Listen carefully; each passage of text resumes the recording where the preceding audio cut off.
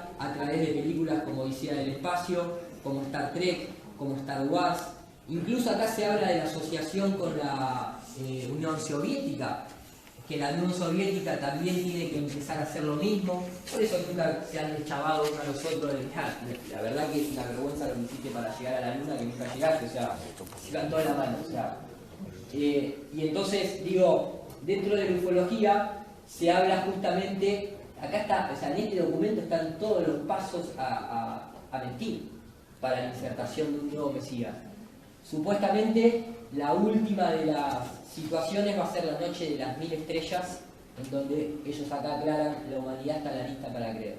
Hoy en día sabemos que hay tecnología, porque se alquila para los Juegos Olímpicos, de lluvia de meteoritos, de lluvia de estrellas fugaces y un montón de fenómenos en el cielo.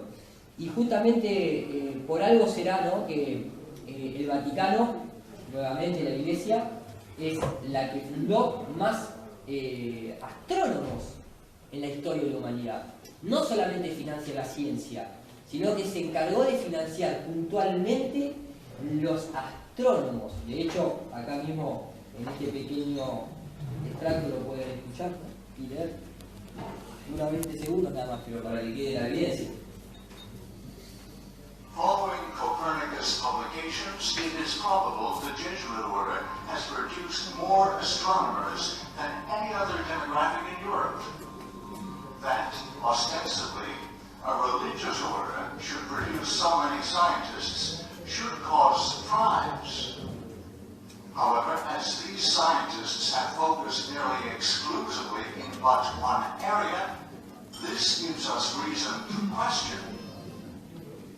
Y justamente una de las principales voces del Vaticano es el encargado, se me fue el nombre de la cabeza, pero esto es actual, lo pueden encontrar dando charlas en TEDx y demás, es este jesuita, porque pertenece al lado del jesuita, que también le gusta mucho hablar de la teoría de la evolución a través de la datación en rocas, pero también habla de exovatitana, también escribe libros sobre extraterrestres, también utiliza los telescopios binoculares del Vaticano, que le han puesto el nombre de Lucifer, y podemos seguir, ¿no? Pero creo que yo por eso coincido, tal vez no de la misma forma de expresarlo, pero sí coincido que la Iglesia en este momento, y hace un par de tiempo atrás también, no es muy de confiar, ¿no? Hola, Edu. A ver, soy Tony de Aplicación Meteorológica Análisis y voy a ir muy directo. Voy a ir muy directo al grano y, bueno, igual demorar o... No, pero... A ver, yo te lo tengo... A ver, quiero hacer tus preguntas. A ver. Primero, estamos hablando de, según tus criterios, tus supuestos, tus teorías, de la Tierra plana, ¿no? Pero yo me pienso y digo, vale, muy bien, todo lo que estás contando, todo lo que estás poniendo, vale, muy bien. Pero realmente, según tú, ¿de qué forma es o qué manera es la Tierra? Si es ovalada, es hemisférica. Luego, la segunda es ¿por qué se oculta que sea plana? ¿Por qué? ¿Cuál es el interés de que sea esto? ¿Sabes? ¿Cuál es el interés básico de que, pues eso, no se quiera, la NASA no quiera que se vea que es así, o supuestamente es así? Y la última,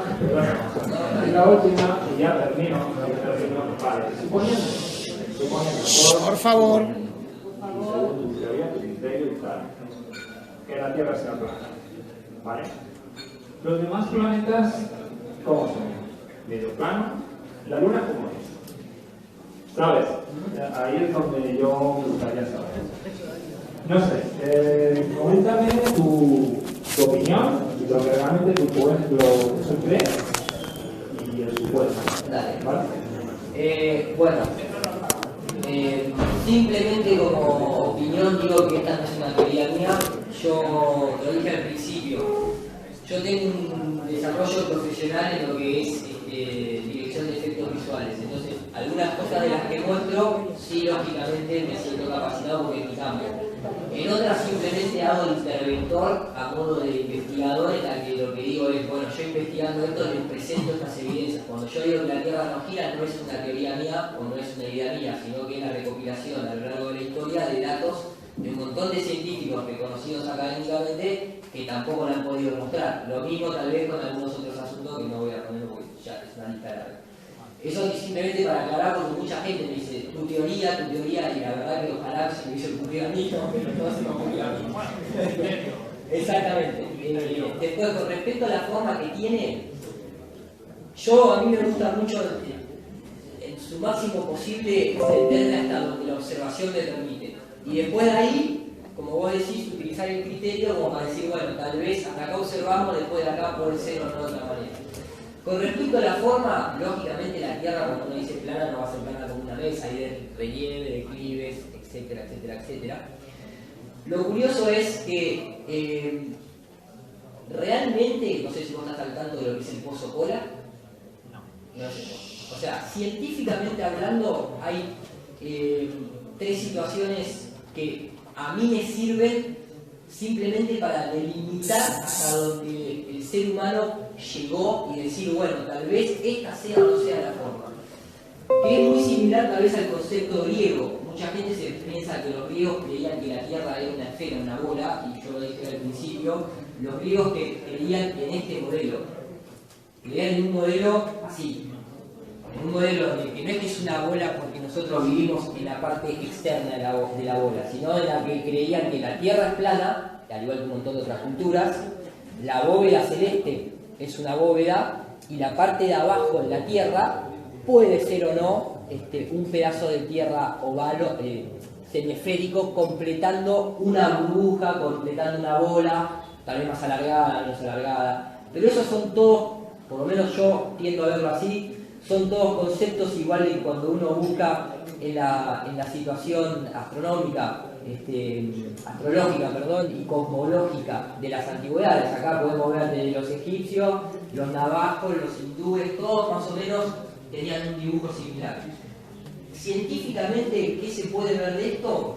Yo por lo menos científicamente lo único que puedo llegar a entender es que en el año 1987 los rusos que participan del Dubin, y que sabemos que es un país bastante ateo, y digo ateo en este sentido, que no se malinterprete, mucha gente se cree que la palabra ateo es como decir sin Dios o sin religión, pero no hay que olvidarse algo, todas estas élites siguen lo que es la simbología egipcia, la simbología de nombres de dioses romanos, griegos, y justamente en inglés que se dice atheos, ateo, hay un dios romano, griego, perdón, que es Athos, Athos.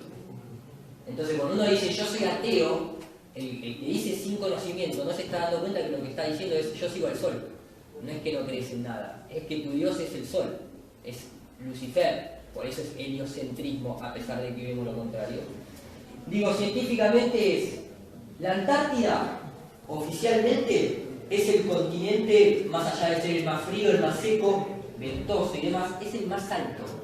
Entonces pareciera ser como que uno viene en la planicie del agua, llega a los bordes antárticos, sea por Australia, sea por Argentina o por Sudáfrica, aunque de Sudáfrica ni se habla, y al poco tiempo que uno ingresa a la Antártida, a donde están las bases militares que son siempre en la costa, el continente asciende a más de 2000 metros, de forma, no te digo inmediata, porque no es inmediata, pero cuando uno ve este tipo de imágenes, como ustedes están viendo ahí, eso es un muro de hielo, pero no es la muralla de hielo que uno cree que es, que realmente hay una muralla bordeando la Tierra. No, eso es un iceberg, o eso es un desprendimiento de...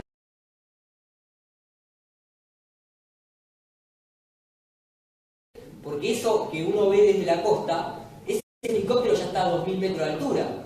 Cuando se eleva, ¿sí?, sigue estando ahí. Esa es la muralla de hielo. La muralla de hielo es simplemente unos pedazos desprendidos de la costa, pero después el continente hace... Por eso el agua no se cae. Por una simple razón que está contenida. A la Antártida, incluso la NASA misma, cuando tira a ver qué está pasando ahí en la Antártida, lo que se puede apreciar es que el globo directamente ya se envió arriba de las nubes. porque está tan alto que prácticamente ya está ahí. Y sin embargo, cuando asciende, estas son imágenes que pueden encontrar en la NASA, el horizonte está recto, y para allá hay todo hielo. O sea, no sé a dónde vamos a llegar, pero quien haya leído incluso cosas de Richard Reed, son horas y horas de vuelo y el tipo metiéndose, y bueno, hay que volver porque se acaba la nafta y no volvemos más. Pero digamos que la Antártida es un gran misterio. Ahora, geográficamente, bueno, estos son los recorridos del Capitán Cook, gente al principio del siglo, nuestra tecnología no nos permite avanzar por mar. O sea, es muy complejo salir de acá. Obviamente tratados internacionales, siempre con su simbología, todo lo que se ve en la Antártida es digital, masonería presente, militares, se va a utilizar, esas son circunnavegaciones acá sacadas del video de un amigo, y lo más importante de todo para mí es esta parte, también el secretismo. Esto es oficial, y el tema es que el ambiente de la Antártida, esto es de la NASA, tiene los ambientes más parecidos a Marte de toda la Tierra. Mirá vos, el clima es muy similar a Marte, como si hubiese ido a Marte, ¿no? Los físicos dijeron que la forma de este lugar son similares a los procesos que dieron la forma a Marte.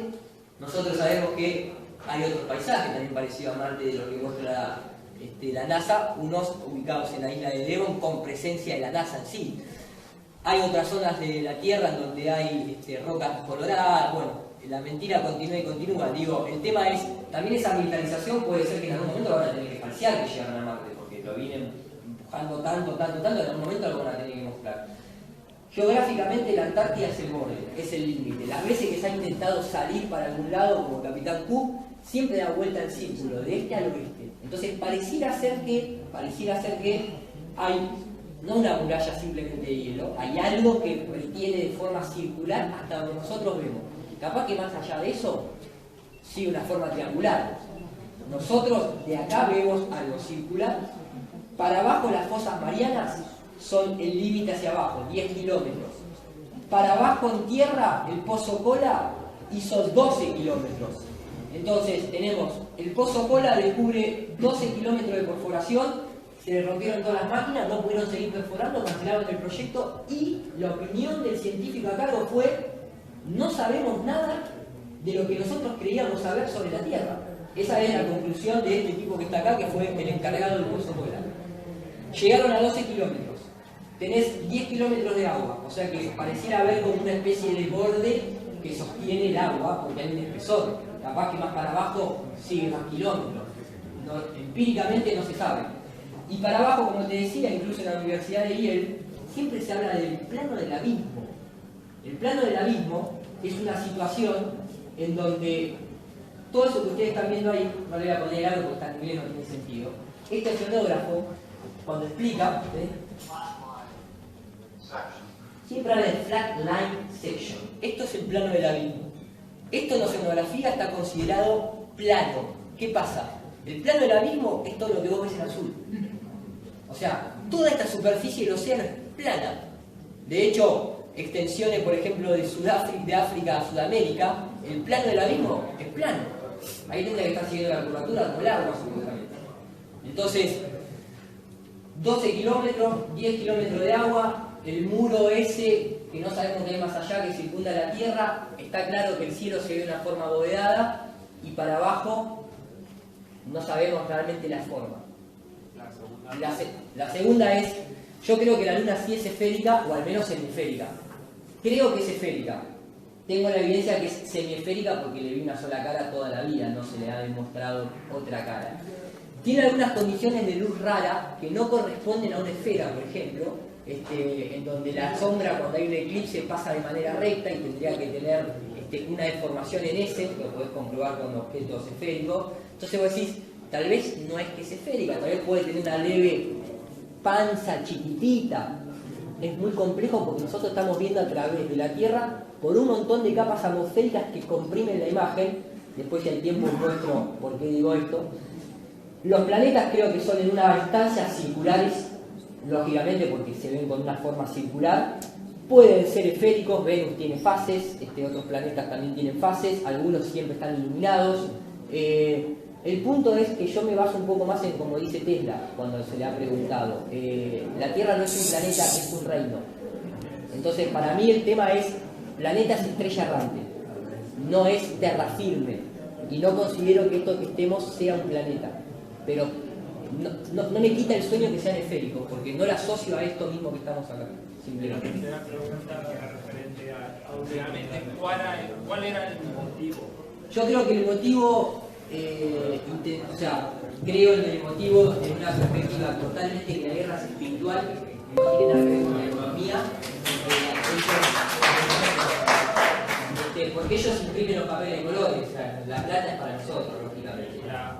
Al ver metida la iglesia tanto en financiar la astronomía, en financiar el Blue Beam, en financiar los telescopios en todo el mundo, o sea, creo que la iglesia es la que está metida en la que hay una agenda por delante, que la gente, yo creo en esa agenda budista, creo en esa falsa invasión extraterrestre, como creo también que cuando uno habla de avatares como puede ser Buda, Jesús y todos estos avatares siempre vienen del cielo a la tierra, es como una invasión extraterrestre de alguna manera. Creo que esto es una película nueva de esa clase de historia sin ofender a nadie, lógicamente, pero creo que el punto principal es espiritual. A nosotros nos cuesta entender porque nos han vaciado espiritualmente. Nosotros, al ser heliocéntricos, le perdimos el interés a la parte espiritual. Es como que es algo que, bueno, está ahí, si me muero, me muero. A mí la vida se encargó de demostrarme que no. Yo entré en la metafísica porque a los 22 años tuve un desprendimiento corporal y me vi ahí el cuerpo en la cama y no sabía ni lo que estaba pasando, y después con el tiempo me di cuenta que había muchas prácticas con respecto a eso, tanto por plantas como también por cosas voluntarias que no necesitan ningún tipo de estímulo externo. Entonces me volví a meter en el plano espiritual, pero no religioso, que era de lo que yo me había alejado.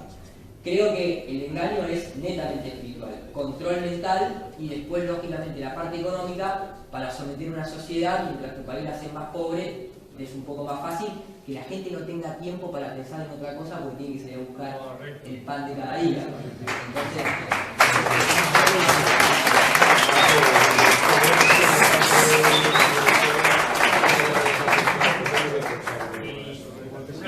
solo una anécdota. ¿Has oído hablar sobre, por supuesto, el cubo de la Antártida? Sí, me vi las 3 partes de esa serie.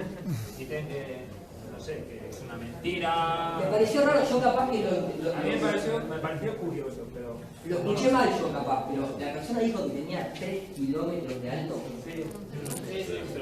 Creo que por una cuestión de trigonometría esférica, inclusive, 3 kilómetros de alto se debería ver de Ushuaia, me parece, ¿no? Pero quiero decir, me quedó dando vuelta diciendo 3 kilómetros de alto por 3 kilómetros, es bastante grande.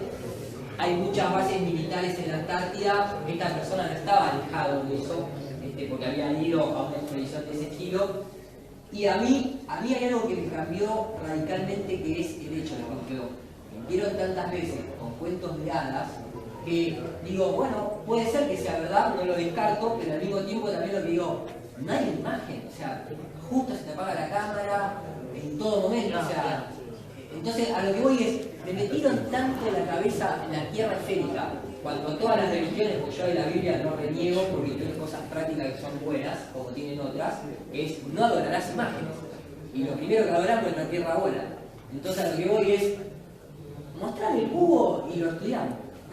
Como mostrame la curva y la estudiamos, mostrame los planetas esféricos, redondos, circulares y los estudiamos. Por acá, en realidad mucha gente cree que el terraplanismo está en contra de la ciencia. Y es lo contrario, se dieron cuenta los propios astrofísicos de la conferencia de Inglaterra. Ellos creyeron que venían a hablar con un grupo de youtubers y se terminaron yendo con la cabeza agachada, reconociendo que éramos gente preparada la que estaba atrás de esto, científicamente hablando. De hecho, no se tocó el tema ni espiritual ni nada en ese debate. Entonces, el terraplanista no va en contra de la ciencia. Lo que entendió de alguna manera es que se está transformando en un cientismo la ciencia, y que todo es afuera de la Tierra, sin observación, depende de 2 o 3 agencias, nunca muestran nada, te toman el pelo y te dicen que encuentran a Tripes, que es el nombre de una orden eclesiástica, Tripes, y cuando te muestran la Trapis, perdón, y cuando te muestran la imagen son literalmente 4 píxeles. Entonces vos decís, pará, che, el Hubble, el Spritzer, y son 4 píxeles, y ya confirmaste que están girando alrededor de una estrella, que son 7, y le pones un nombre de una orden eclesiástica. Todas las misiones son Osiris, Horus, Rex, Thor, ¿viste? Vos decís, no hay un nombre que no refiere a un dios egipcio. ¿Viste? Y hay muchas de esas cosas. Bueno, muchas gracias. No, por favor. ¿Más preguntas? Sí, hola. Hola, buenas noches, Ilusio Oliver. Yo os traslado una pregunta que me hace Río del Norte. Es, si la Tierra fuera plana, compartiríamos todos el mismo cielo nocturno. Entonces, porque el hemisferio norte y sur tienen cielo con estrellas diferentes, las cuales giran durante la noche en direcciones contrarias. Sí, es que precisamente hemos hablado de eso hace nada. Hace 20 minutos tocamos. Se voy a repetir otra vez todo el tema. Vale, gracias. No sé si está grabado el vídeo, pero vuelvo a ver porque...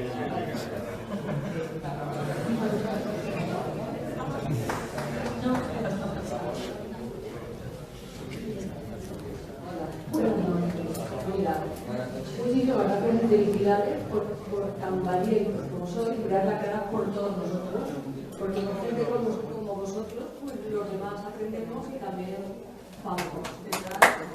Muchas gracias.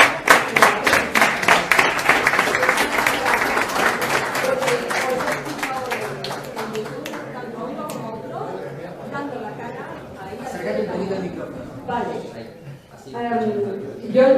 Yo vamos a ver si articulo porque estoy medio dormida. Yo, tal y como veo este tema, veo que hay peligro de que rentabilicen, viendo la manera de funcionar de los gestores del cotarro, ¿vale? Viendo ya como han repetido a lo largo de la historia sus formas. Veo que han orquestado desde hace tiempos pretéritos todos, que lo van preparando, que lo tienen muy alineado, ¿no? Y tengo reparo que este movimiento, que parece que está tomando bastante fuerza, no lo rentabilicen a favor suyo y nos acaso cualquier milonga, ¿no? Eso por un lado, ¿no? La otra historia que yo me paro es en el tema de un plano dimensional, porque al final lo que preguntaba aquí el amigo de el porqué último, que lo comentaba yo antes contigo, el porqué último de toda esta ocultación, ¿no? Porque en el plano o planeta donde vivimos, en esta tierra, las jirafas no se van a revelar, ni los leones. En cualquier caso nos revelamos nosotros y las sociedades que componemos nosotros. Entonces, si controlan la sociedad y no controlan a los individuos, mal va la cosa. Pero si al individuo lo arrancan de su historia verdadera o de su origen o del momento en el cual, para que, claro, es una interpretación mía, fuimos secuestrados de alguna manera, porque lo que vosotros tocáis de la bóveda, es decir, a mí eso me da sensación de encierro. Por alguna razón estamos metidos en un plano, que lo habláis, dimensional. ¿Vale? Entonces, bóveda, fondo del mar, que también he visto algún vídeo donde parece que no se puede penetrar. 10 kilómetros más. ¿No? Que las, Sí, que hubo un oceanógrafo que bajó con un mini submarino y preguntaba de Rui se llamaba. Que curiosamente, cuando iba a filmar la segunda parte, el helicóptero se estrelló. Mirá que dibujan estadísticamente cuántos helicópteros se estrellan en Australia. Me parece que ninguno. O sea, debe haber sido el único de estrella. Porque en Australia, no sé cómo se puede ver un helicóptero. Es un país bastante. Sí, unas circunstancias de muerte muy extrañas. Muy extrañas. Además que luego en el documental final editaron esta parte y no la incluyeron. Exactamente, este es Mike Burry, oceanógrafo que filmó el Titanic, incluso con... Pero esto es lo que se veía. Ahí un submarino quiere seguir penetrando. Lo curioso es que no puede penetrar simplemente, es que se forma, eso que está ahí pareciera ser como que uno está en una playa, desde afuera, pero en realidad está 10 kilómetros abajo del mar. Y se forman olas abajo del fondo. Algo muy curioso que tiene que ver con la presión, tal vez con la salinidad y demás, pero está claro, o sea, está evidenciando el propio tiempo, no lo podía creer. Ahí es cuando dice que... Sí, de hecho los cangrejos y animales se mueren al tocar con eso, ¿no? Entonces es como que nada vivo puede pasar por ahí. O sea, tenemos un plano de existencia que falta bastante todavía para ver. Sí, no, y uniéndolo al tema de la reencarnación o la rueda de Sansara, porque al final estamos debatiendo en un plano muy físico. Pero, a ver, ¿cuánto vivimos? O sea, pensadlo bien. Hay pocos que recuerdan algo, pero nadie sabe ni de dónde vino, ni a dónde vamos. Es decir, tenemos muy poquitos años de existencia. Estoy saliendo un poco, a ver, metafísicamente, ¿no? Pero la realidad es esa, que controlarnos es alejarnos de quizás un saber de lo que es verdaderamente nuestro origen, y eso nos daría fuerza para salir de aquí, que se acabara esta historia, porque el nivelazo de conspiración o de orquestación a nivel de construcción del universo que creemos es brutal. Sí, coincido. Yo, esto, o sea, hablando de cosas espirituales, son todas cosas subjetivas por una cuestión que es muy personal. Libro tibetano de los muertos, ese tipo de cosas. Yo tuve un desprendimiento corporal. Eso, acá el que quiere creerlo o no, eso es una cuestión personal, pero yo tuve varios de esos, de hecho, y o sea, tuve mi comprobación personal empírica de que evidentemente sí tenemos una parte álmica, espiritual, o como quiera llamarse.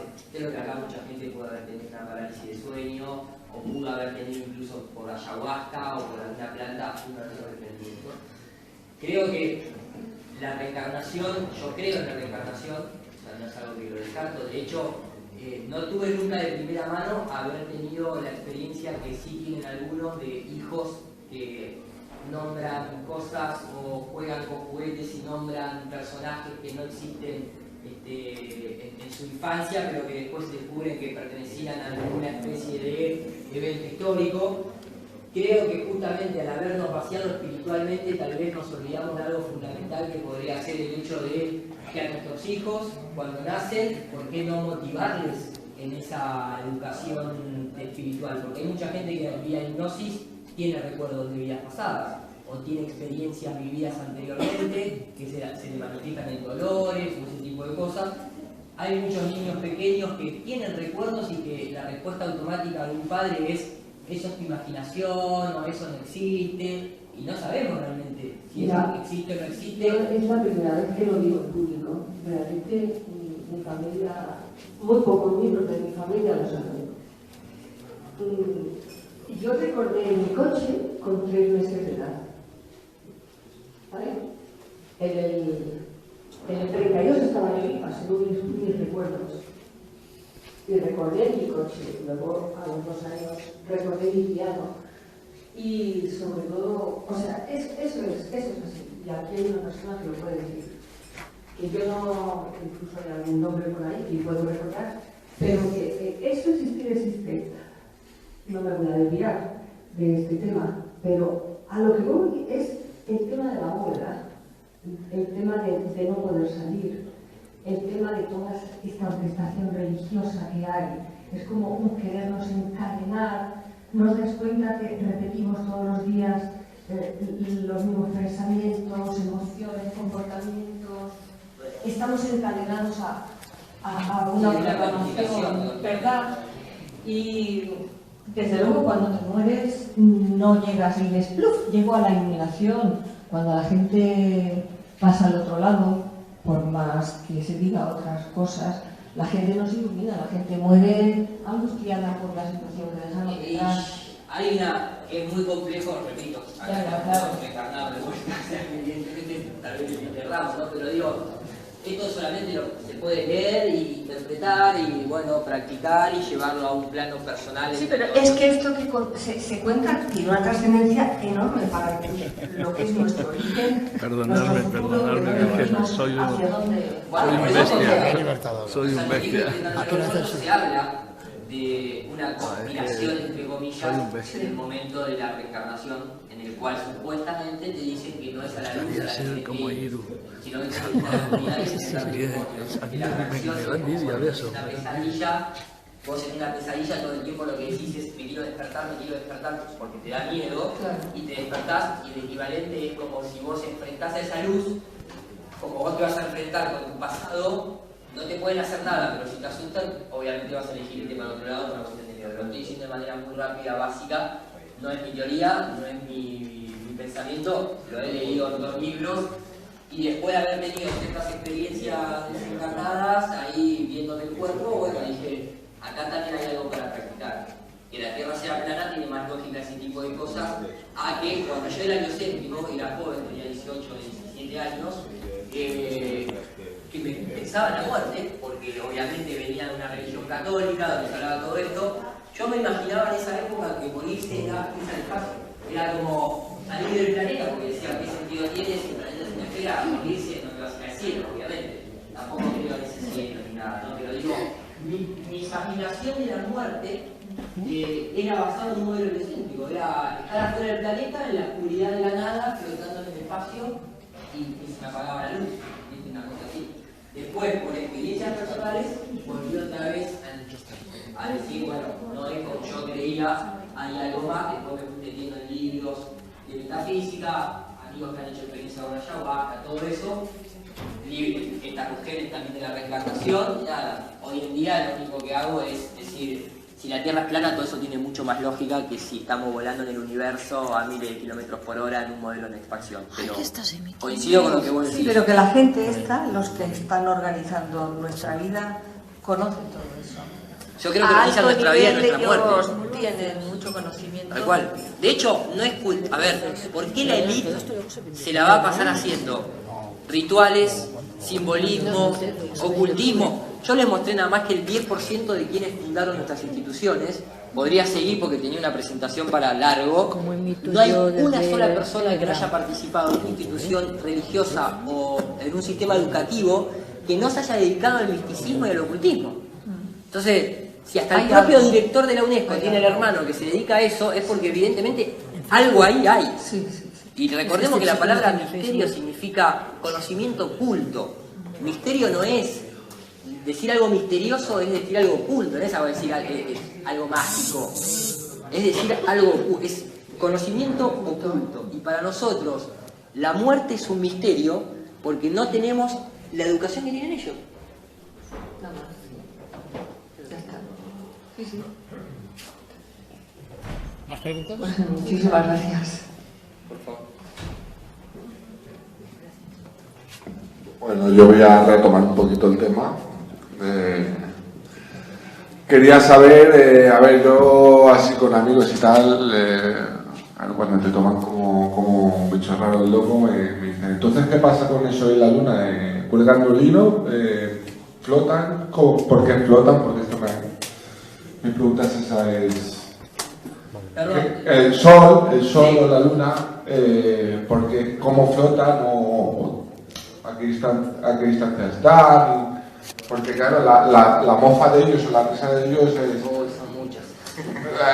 El sol que está ahí porque cuelga un hilo, ¿sabes? Entonces... Claro, lo que pasa es que cuando vos crees en la gravedad, se te solucionan todos los problemas. Está por gravedad. Y esto es por gravedad. Y el agua por la presión atmosférica por gravedad. ¿Y por qué la nave hace y por gravedad, y por gravedad, y por gravedad? Entonces el tema es que cuando vos tenés metido todo ese concepto de la gravedad, cualquier otra cosa te parece que no llega ni al 3% del poder mágico que tiene la gravedad. Nadie sabe por qué están ahí arriba. Lo máximo que se puede teorizar es en base a un modelo eléctrico, a esto que te mostraba. O sea, a muy poca escala hay comprobación de que la electricidad hace que los objetos orbiten. El magnetismo, lo mismo. Entonces, Tesla y otros grandes científicos han aprovechado todo lo que es el campo electromagnético de la Tierra, o sea que evidentemente lo tenemos. Las auroras boreales, lo mismo. El Sol tiene más una reacción eléctrica, esto es todo lo que no pude mostrar en esta presentación que tiene que ver con el modelo del universo eléctrico. Todo es más explicable desde el modelo eléctrico. Entonces, el punto es que acá mismo, por ejemplo, vas a ver ejemplos de... estos son todos dispositivos que con el electromagnetismo o con la electricidad estática se repelen, se atraen. No importa si es plástico, si es vidrio, si es madera, si es agua. Esa es la magia de la electricidad en realidad. Ahí no tiene nada que ver en absoluto la gravedad. Incluso todo, levitación, atracción, repulsión, sistemas de equilibrio. Lo voy adelantando para que se pueda ver. Acá esto es lo que mostraba de orbitar por electroestática. Esto es un imán que cuando pasa por abajo del agua pueden ver cómo distorsiona el agua. Eso es el efecto Coriolis realmente. Eso es lo que produce las mareas. No tiene nada que ver con la luna ni nada por el estilo. Siempre es el sol. Por eso ellos adoran al sol. porque el Sol realmente es a donde todo le da vuelta, porque es la fuente electromagnética de nuestro plano de existencia, el Sol blanco. Después está el Sol negro, que eso es otra cosa, pero ahí puede verse y puede explicarse un montón de cosas. De hecho, estamos hablando de gente como premios Nobel, como Richard Feynman, o sea, que dijo la atmósfera tiene una carga de voltaica que llega hasta 50 kilómetros de altura con 100 voltios por metro, abarcando 5 millones de voltios. Lo que pasa es que es baja en corriente, entonces no te electrocutás. Sin embargo, hay dispositivos que se enchufan a la Tierra y producen electricidad. O sea, todo lo que es gravedad en realidad es, más allá de la presión atmosférica, es justamente la atracción que hace la Tierra a nivel electrostático. Entonces, nosotros no conocemos la tecnología que ellos usan, digo, en cuanto a que tal vez tengan dispositivos. Los globos de helio se quedan colgados porque tienen helio, obvio, ¿no? La Luna y el Sol, ni ellos lo saben.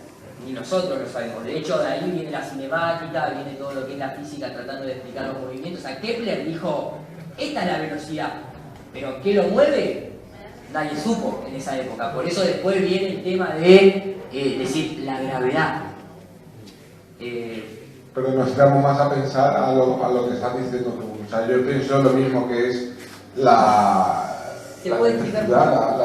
los campos del magnetismo y Mirá, esto es el Sol, justamente, esto es el Sol visto con un filtro H-alfa para verle las mal llamadas llamaradas solares.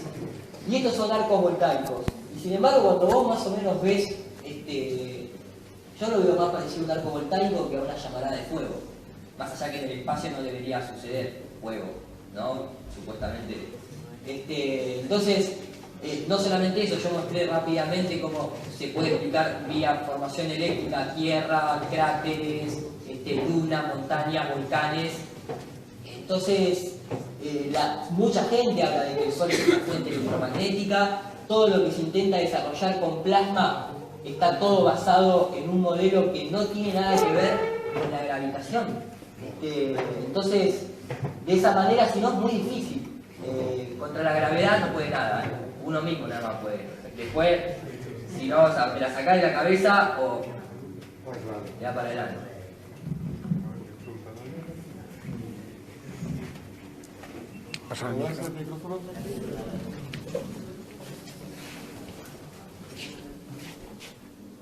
Hola, buenas. También cuando uno ya se introduce en el tema hola a todos, en el tema del terraplanismo, empieza a comprender un poco que hay límites que no podemos llegar a certificar, ¿sabes? Claramente que es así porque evidentemente no tenemos pruebas empíricas que lo demuestran. Entonces, respecto a la cúpula, me gustaría descartar o no una situación. Resulta que los objetos a largas distancias vemos que se distorsionan, sea por perspectiva, sea por nuestra concavidad o convexidad de la vista. Y entonces pasa algo resulta que evidentemente creo que es la zona más externa o más alejada que podemos tener alrededor de nosotros. Como decía Iru, por ejemplo, sí que tenemos en la Antártida zonas más elevadas para poder decir que a lo mejor sí que se observan de que en esos alrededores o en esas zonas sí que se eleva el terreno, pero respecto a la cúpula, para usar el límite superior o como lo queramos llamar, sí que vemos sí que afirmamos o visualizamos que es convexa. Entonces, me gustaría poder descartar o no si ese límite o esa forma se debe en realidad a un límite físico que puede tener esa forma o en realidad es un límite perceptivo. Es decir, que en realidad esa forma de cúpula la estemos generando nosotros con nuestra percepción. Entonces, podrían haber pruebas como diferentes lanzamientos donde en algunos puntos lleguen a un tope y en otros a otro. Entonces me gustaría saber si hay alguna evidencia que podría descartar el hecho de que la cúpula que llamamos sea un límite, sea un límite perceptivo de nuestra capacidad. No sé si Oliver que primero yo después te muestro. Bueno, también un poco ligado con lo que Oliver había comentado de que posiblemente no todo esté dando vueltas perfectamente a nuestro alrededor, sino de que a lo mejor hay otro campo, por así decirlo. puede tener relación también con lo que a veces relacionamos en la cúpula con el ojo humano, de que a veces lo relacionamos muy linealmente. Entonces, si tenéis alguna idea. Yo tengo tres, pero paso primero cada amigo. Sí, yo creo que no podemos estimar realmente que haya un límite físico, es decir, no hemos subido ahí para poder comprobar si hay un cristal.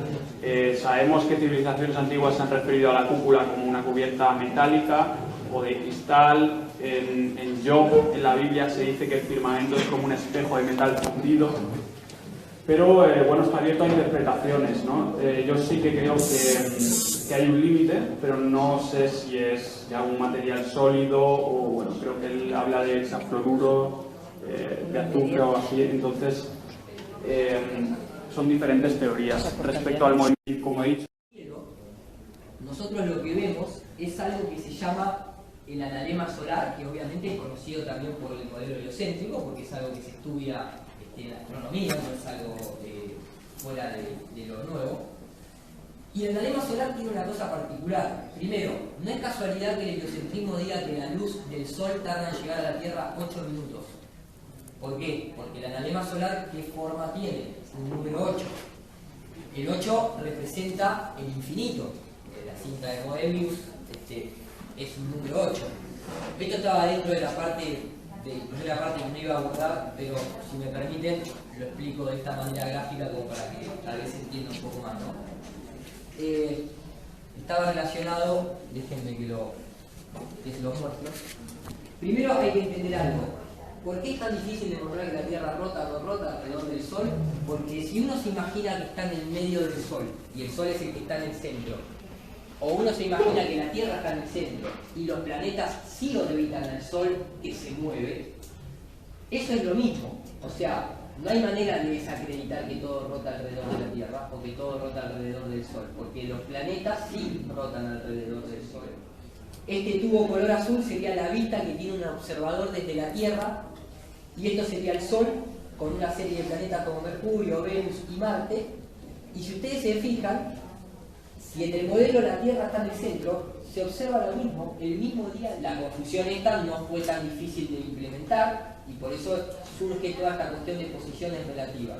El tema con la segunda ley de Kepler es que acá, siempre en todos los libros de ciencia desde hace mucho tiempo atrás, lo que sí se sabe es que el modelo nuestro es electroestático y magnético. La energía universal es magnética. La gravedad es una energía que naturalmente sería una cosa media extraña, porque en la naturaleza todo tiene dos polos: frío, calor.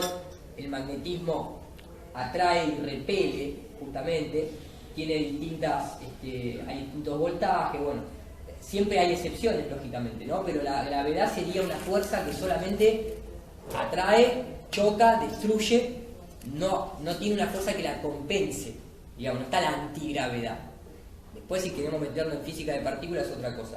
El magnetismo sí lo tiene. Tiene un sistema de equilibrio, repele y atrae. Entonces, incluso el propio Einstein en sus libros decía, un campo magnético y un campo eléctrico son una realidad física. Entonces, un campo gravitacional sería más o menos como pensar en un campo electromagnético, ¿no? Ahí ya te están tratando de decir, bueno, mira, todo lo que explica la electrostática y el magnetismo, imaginate la gravedad, y es más o menos parecido a eso. Lo estoy resumiendo, lógico, ¿no? Acá se muestra la polaridad de los imanes. Entonces, nosotros sabemos que desde Tierra el Sol forma un 8. Existe el analema. Ese 8 no es un 8 perfecto. Tiene un círculo más chiquito y tiene un círculo más grande, lo que denota que hay que el Sol tiene que recorrer distintas superficies, distintas áreas, pero en el mismo tiempo. Entonces debería haber una aceleración del Sol, que es medible incluso. La Luna también es medible, la aceleración. Y la imagen es esta.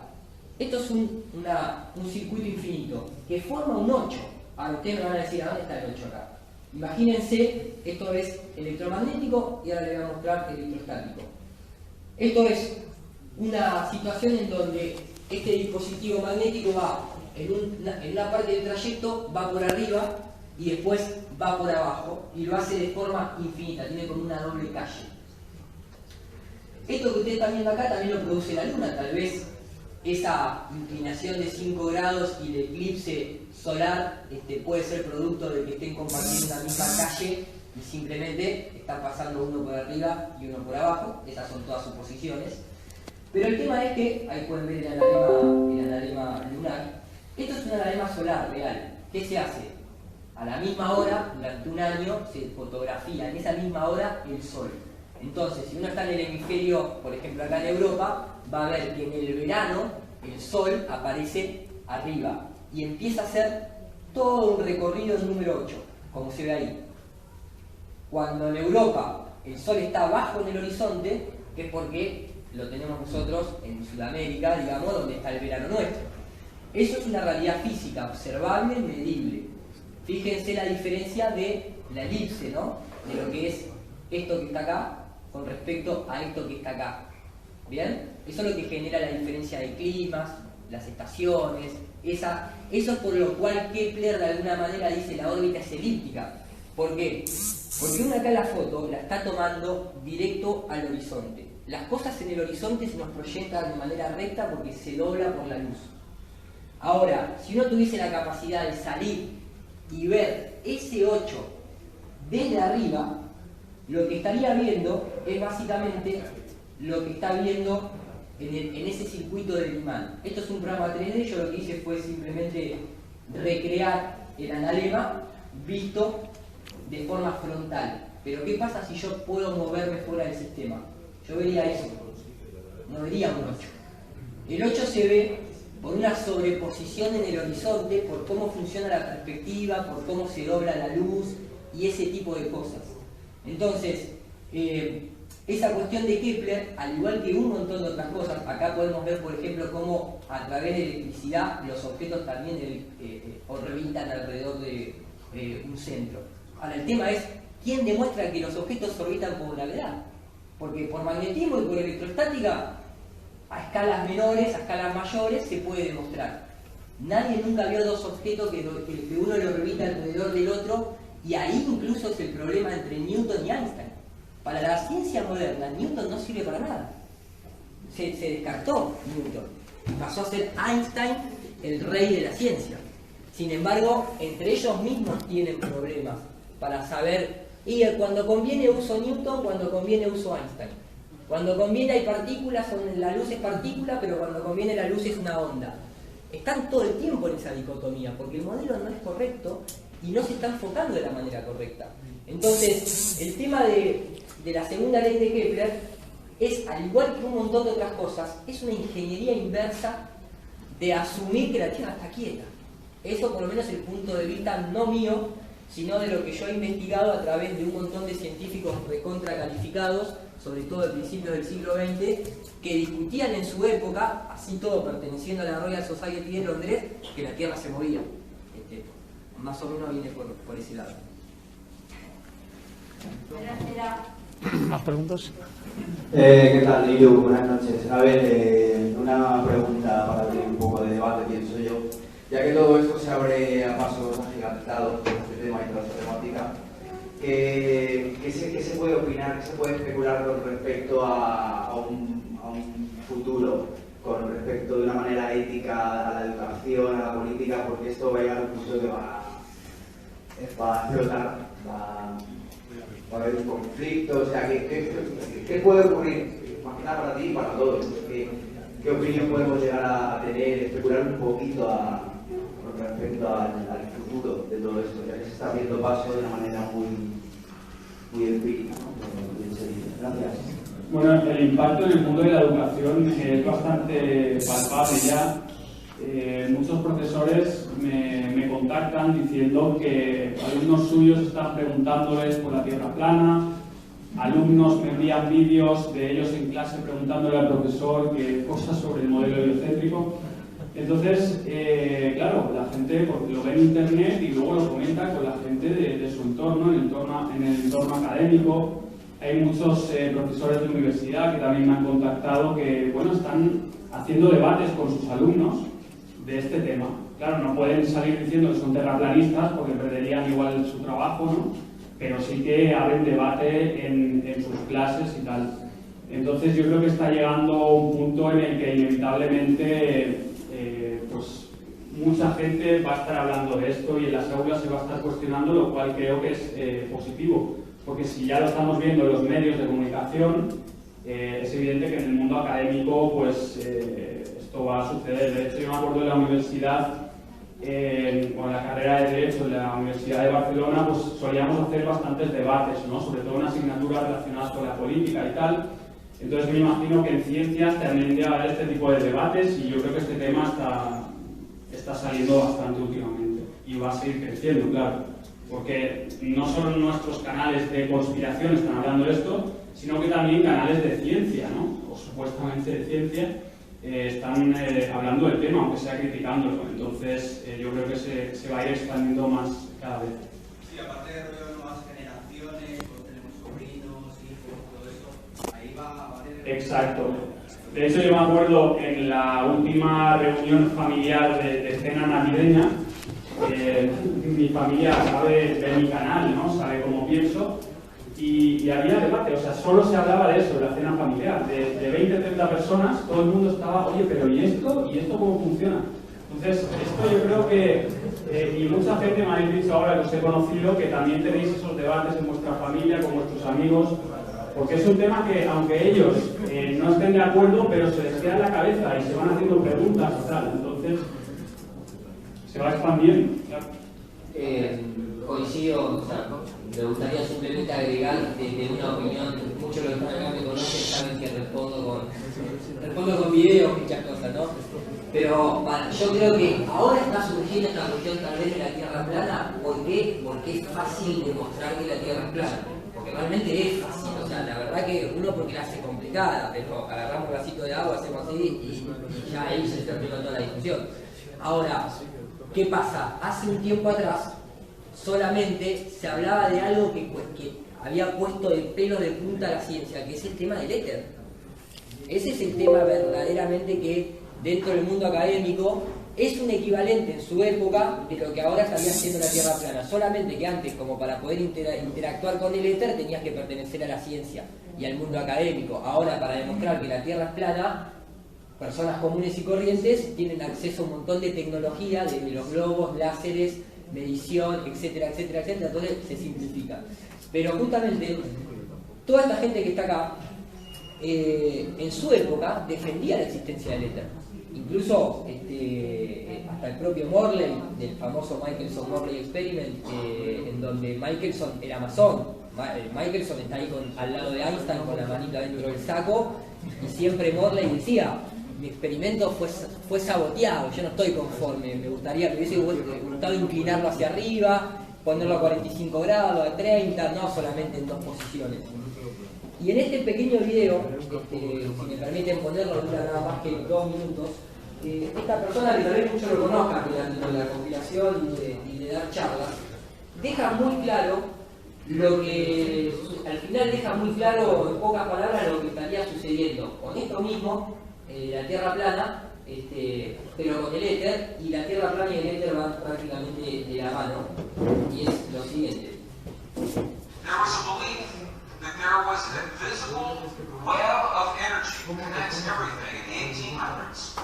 And scientists were in a very heated debate, very controversial, as to whether or not this field exists. There was a very famous experiment that was conducted to determine if the field, called the ether field, actually existed. The very famous Michelson-Morley experiment. In my opinion, it was a good experiment. However, it was poorly interpreted. For over 100 years, our science has been based in a belief that is incorrect. It's incorrect. Now, this is very interesting. 100 years later, 1986, the United States Air Force Fíjense algo, ¿no? 100 años después es la Fuerza Aérea la que recrea el experimento, no fue el Instituto de Ciencia Avanzada y Tecnológica de Madrid, fue la Fuerza Aérea, ¿no? The Michelson-Morley experiment. They published the results, in the very prestigious journal Nature, the scientific journal Nature. They repeated the experiment with good equipment, much better equipment. The bottom line is that the field exists. They found that the field is actually there. This is reported in August 1986, the journal Nature, volume 322.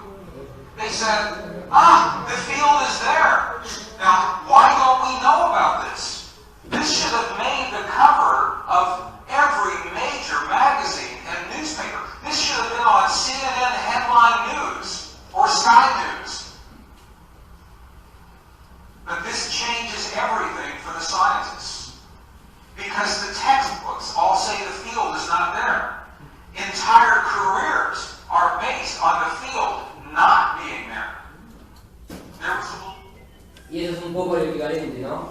Todas las carreras de ciencia están basadas en que la Tierra gira, en que la Tierra es una esfera, en que el Sol es de todo orbita, y sería un choque bastante importante dentro de la sociedad y la comunidad científica que de golpe se confirmara eso, ¿no? Es una situación bastante más compleja de lo que parece, y creo que